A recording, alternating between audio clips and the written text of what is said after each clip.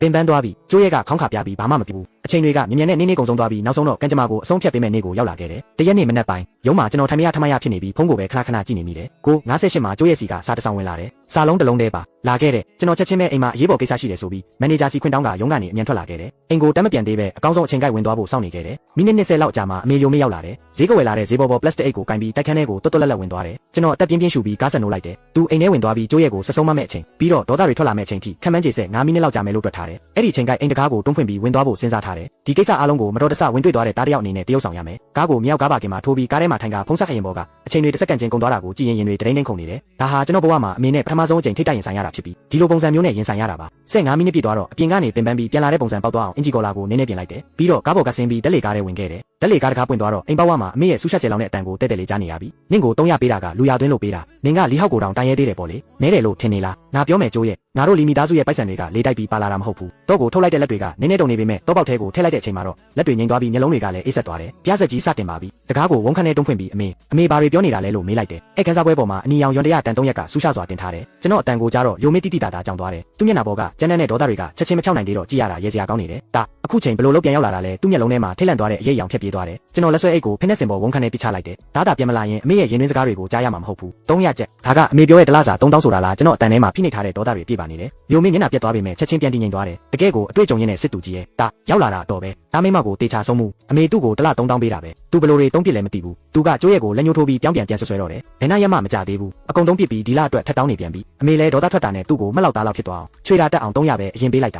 သူကတားစီကိုတိုင်လိုက်မယ်လို့မထင်မလဲဒီမိမစိတ်ပုတ်တယ်ငါတို့တားမိကြားကိုတွေးခွဲချင်နေတာဒီစကားတွေကအပေါက်ပြဲမရှိအောင်လုံးလုံးနဲ့ကျွန်တော်ဒါဘန်ငွေလဲမှတ်တမ်းတွေကိုမမြင်ခဲ့ရင်တကယ်ယုံသွားပြီးကျိုးရဲ့ကိုတောင်ပြန်ပစ်တင်မိမှာပဲကျွန်တော်မဲ့ပြုံးလိုက်ပြီးအမေတလောက်ကိုကျိုးရဲ့စီ3000ပေးတယ်လို့ပြောတာပေါ့ဒါပေါ့ယိုမေးကရင်ကော့လိုက်ပြီးမှန်ကန်နေတဲ့သူလိုပဲအမေကတားကိုလိမ့်ပါမလားတဲ့ကောင်းပြီကျိုးရဲ့အမေကတလောက်3000ပေးတယ်မင်းရလားကျိုးရဲ့ကမျက်ရည်တွေနဲ့ခေါင်းမော့လာပြီးအမေကိုကြောက်ရွံ့စွာတစ်ချက်ကြည့်လိုက်တယ်ပြီးတော့ခေါင်းခါပြရင်ချင်းတန်လေးလောက်တိုးတိုးလေးနဲ့ဟင်းမရဘူးလို့ပြောတယ်နင်းလိန်ပြောနေတာယိုမေးကချက်ချင်းပောက်ကွဲသွားပြီးကျိုးရဲ့နာခေါင်းကိုလက်ညှိုးထိုးကဆဲတော့တယ်နင်းလိန်တက်တဲ့ကောင်ကျေးဇူးကန်းတဲ့ကောင်နာနင့်ကိုဒီလောက်ကောင်းတာကိုနင်းကငါသားရှိမှငါ့ကိုဆွဲတယ်ပေါ့လေနင့်ကိုတေအောင်ရိုက်ပြစ်မယ်ပြောဆိုနဲ့ကျိုးရဲ့မျက်နှာကိုဖျက်ရိုက်ဖို့လက်ရွယ်လိုက်တယ်ကျွန်တော်ချက်ချင်းပဲသူ့လက်ကောက်ဝတ်ကိုဖမ်းဆွဲလိုက်ပြီးတော့လို့អော်လိုက်တယ်ယိုမေးကကျွန်တော်ရဲ့ဒေါသကြောင့်ကြောင်သွားပြီးငေးကြည့်နေတယ်မင်းနောက်တစ်ခါထပ်မင်းမယ်ကျွန်တော်တန်ကရေခဲလို့အေးဆက်နေတယ်တားလာစာတစ်လား6000အမေကထဲဝင်နေမဟုတ်လားသူကအလိုလျောက်အေးလေလို့ဖြေတယ်အမေကကျိုးရဲ့ကိုတစ်လား300ပဲပေးတာမဟုတ်လားငါမလုပ်ဘူး3000ပေးတယ်သူဆက်ညင်းနေတော့မယ်ဒါဆိုကျန်တဲ့90ကိုခုနှစ်ရကတော့ကျွန်တော်ထပ်ပြီးအားပေးလိုက်တယ်ပိုက်ဆံတွေဘယ်ရောက်သွားလဲယိုမေးရဲ့မျက်လုံးတွေကနားမငြိမ်ဖြစ်လာတယ်အမေကမင်းတို့အတွက်စုပေးထားတာပေါ့မင်းတို့ကောင်းဖို့အတွက်စုထားပေးတာကျွန်တော်ရေလိုက်ပေမဲ့မျက်လုံးတွေကတော့မရေဘူးလီဝေရဲ့ကထဲကိုစုပေးလိုက်တာမဟုတ်လားဒီစကားကမိုးကြိုးပစ်ချလိုက်တယ်လို့ပဲယိုမင်းမျက်နှာကချက်ချင်းသွေးဆုပ်ဖြူလျော့သွားတယ်တာဘလို့လို့တိတာလဲလို့အမတ်တမဲ့နှုတ်ထွက်သွားတယ်စကားလဲထွက်သွားရောမသွားမှန်းသိပြီးပါဇက်ကိုချက်ချင်းပြန်ပေးလိုက်တယ်အဲ့ခန်းထဲမှာတိတ်ဆိတ်ငြိမ်သက်သွားတယ်ဒီဗီစင်ဘောကတဲခေါ်တဲ့က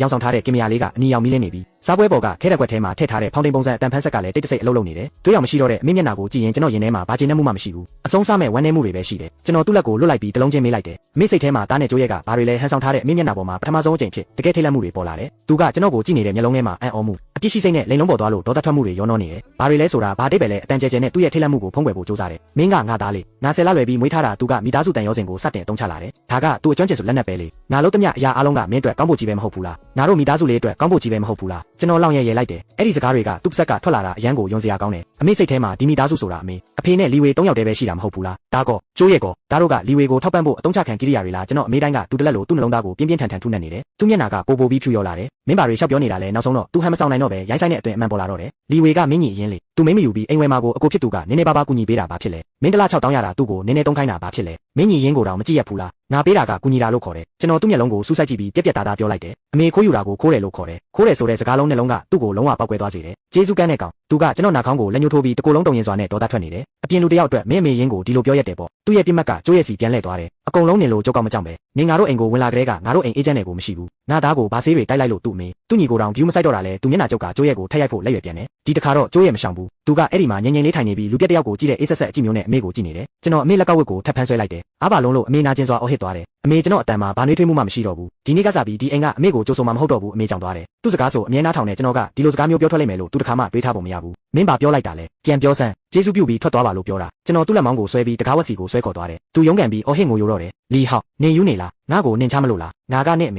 တကားကိုဖွင့်ပြီးသူ့ကိုအပြင်ကိုရဲရဲဆက်ဆက်တွန်းထုတ်လိုက်တယ်ပြီးတော့ကျွန်တော်တကားဝက်ကနေသူ့ကိုငုံကြည့်ပြီးဒီနေ့အတွင်းတားလာစာကက်ထဲကနေယူသွားတဲ့ပိုက်ဆံတွေအားလုံးကိုတရားမကြံသားစီပြန်ပေးပါမပေးရင်တော့တရားရုံးမှာပဲတွေ့ကြမယ်ကျွန်တော် TV စင်နဲ့ဧကန်စားပွဲကိုလက်ညှိုးထိုးပြလိုက်တယ်ဒီမှာဖြစ်သွားသမျှအကုန်လုံးကိုအတန်ဖမ်းဗီဒီယိုရိုက်ထားတယ် တယ်အမေရဲ့ငိုတန်တွေချက်ချင်းရက်သွားတယ်သူကအဲ့ခန်းထဲကပစ္စည်းတွေကိုမယုံနိုင်တယ်လို့ကြည့်နေပြီးမျက်လုံးထဲမှာအကြောက်တရားတွေပြည့်နေသွားတယ်သူ့ကိုဘာမှဆက်မပြောခိုင်းတော့ပဲတကားကိုဝုန်းခန်းထဲပိတ်ချလိုက်တယ်တကဘာလုံးချက်ချင်းတိတ်ဆိတ်သွားတယ်ကျွန်တော်တကားကိုမိပြီးကျန်းပြင်ပေါ်ကိုဖြည်းဖြည်းချင်းရှော့ချထိုင်ချလိုက်တယ်ကျိုးရဲလျှောက်လာပြီးကျွန်တော်နားမှာထိုင်ချလိုက်တယ်သူကလက်ဆံပြီးကျွန်တော်ကိုဖိုးဖိုးလေးဖတ်ထားတယ်အကုန်ပြီးသွားပြီလို့သူကကျွန်တော်နားနာကပ်ပြောတယ်ကျွန်တော်သူ့ပခုံးပေါ်ခေါင်းမိလိုက်ပြီးနောက်မျက်ရည်တွေကိုမထိန်နိုင်တော့ပဲကြာဆင်းလာခဲ့တယ်ဒါကအားနေတာမဟုတ်ဘူးယောက်ျားတစ်ယောက်ကနှစ်ပေါင်း20ကျော်သူတိထားခဲ့တဲ့အတိအမြင်တွေကိုကိုယ်တိုင်မြေမြုပ်တင်ကြလိုက်ရပြီးနောက်တခုတည်းတော့ရင်ဖွင့်ထုတ်ပေါက်ပဲကျွန်တော်တို့ကျန်းပြင်ပေါ်မှာအကြာကြီးထိုင်နေခဲ့ကြတယ်ပြတင်းပေါက်အပြင်ဘက်ကကောင်းကင်ကြီးတစ်ဖြည်းဖြည်းမောက်လာတဲ့အထိပဲကျွန်တော်ခေါင်းမော့ပြီးမျက်ရည်တွေကိုတုပ်လိုက်တယ်ကျိုးရဲကရေနွေးတစ်ခွက်ကမ်းပေးပြီးနည်းနည်းတက်တာသွားပြီလားတဲ့ကျေးဇူးတင်ပါတယ်ဘာကိုကျေးဇူးတင်တာလဲကိုအမြဲတမ်းလက်မလွတ်ခဲ့လို့ကျေးဇူးတင်တာပါသူတာမရှိခဲ့ရင်ကျွန်တော်တစ်သက်လုံးအဲ့ဒီလိုမိခင်မြတ်တာသားသမီးတာဝန်ဆိုတဲ့အလိညာအိမ်မက်ထဲမှာပဲနေမိမှာလူတွေကြိုးဆွဲရကနေရတဲ့ရုပ်တရုပ်လေးလိုကိုဘဝကိုကြေကြေနက်နက်ကြီးဖြတ်တန်းသွားမိမှာကျိုးရဲကပြုံးလိုက်တယ်အဲ့ဒီအပြုံးထဲမှာလွတ်လပ်သွားတဲ့အရေးအယောင်လေးပါနေတယ်ကျမတို့ကလင်မယားတွေပဲလေ